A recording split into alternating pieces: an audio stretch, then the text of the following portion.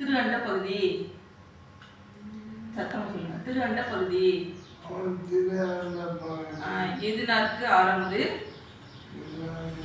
அலிபோல் வாழ்க. கூறில் கூத்தொடு குடிபோல் வாழ்க. பேரமை தோழி காதலன் வாழ்க. ஏதலுக்கு ஏதலம் எம் இறைவன் வாழ்க. காதலருக்கு ஏப்பினில்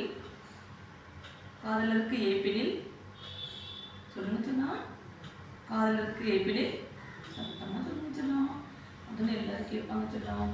காதலருக்கு ஏப்பினில் வைப்பு வாழ்க. சத்தமா சொல்லுப்பா. வைப்பு வாழ்க. நச்சரவு ஆட்டிய நம்பன் போற்றி.